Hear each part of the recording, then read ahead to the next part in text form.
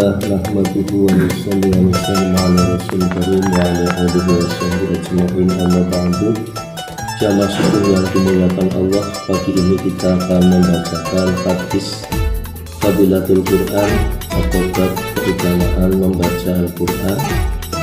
Adab-adab dalam membaca Al-Quran saya bacakan terlebih dahulu sebelum memasuki hadis yang pertama. Alim ulama telah menulis bahwa ada 6 adab lahiriah dan ada 6 adab batiniah di dalam membaca Al-Quran.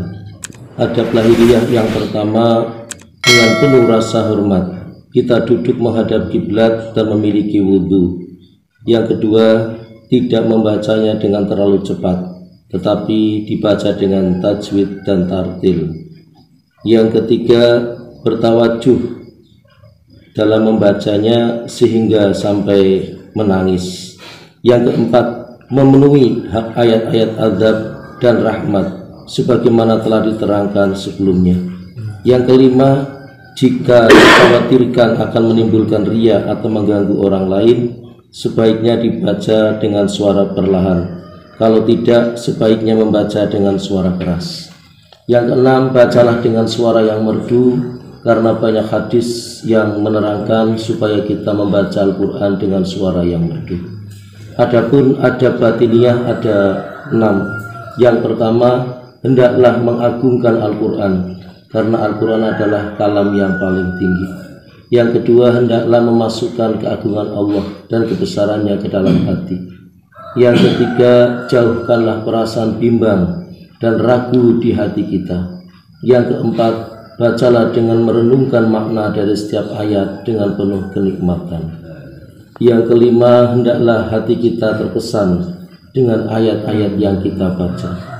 Yang keenam, telinga kita hendaknya benar-benar ditawajuhkan seolah-olah Allah sendiri sedang berbicara dengan kita dan kita sedang mendengarkannya.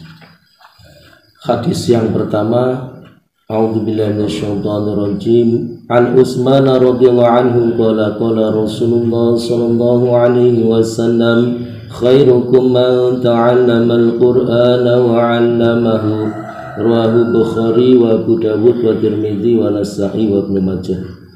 Dari Utsman radhiyallahu anhu bersabda Rasulullah sallallahu alaihi wasallam.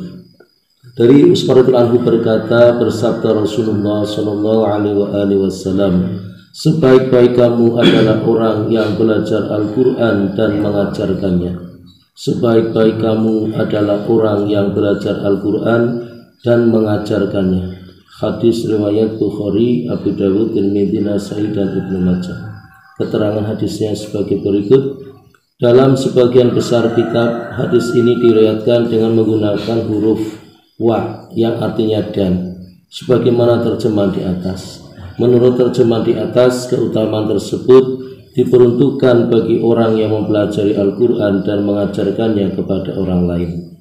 Akan tetapi dalam beberapa kitab lainnya ada yang meriwayatkan dengan memakai huruf au yang artinya atau, sehingga jika diterjemahkan akan bermakna yang terbaik adalah yang belajar Al-Quran saja atau mengajarkan Al-Quran saja. Keduanya akan mendapatkan derajat yang utama.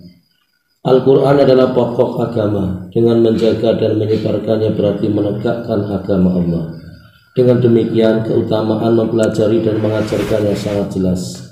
Walaupun ada perbedaan mengenai masalah ini, dan akan lebih sempurna jika kita juga mempelajari maksud dan tujuannya. Dan yang paling rendah adalah sekedar mempelajari bacaannya saja.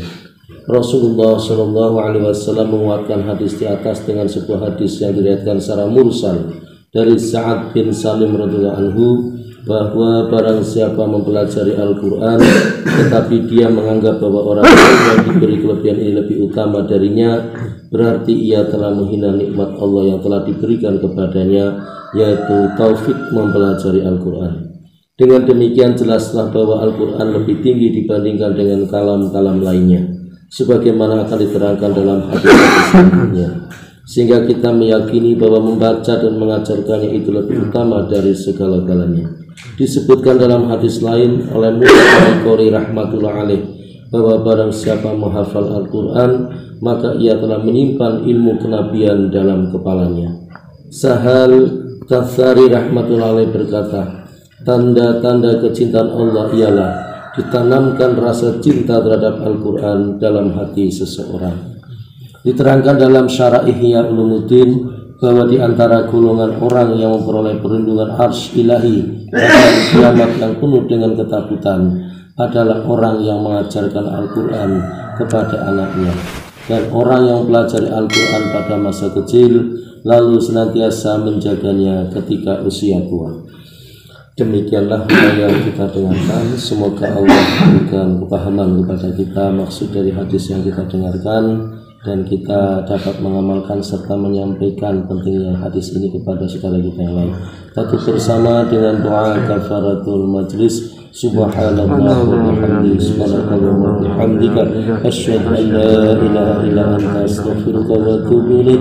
Assalamualaikum warahmatullahi wabarakatuh.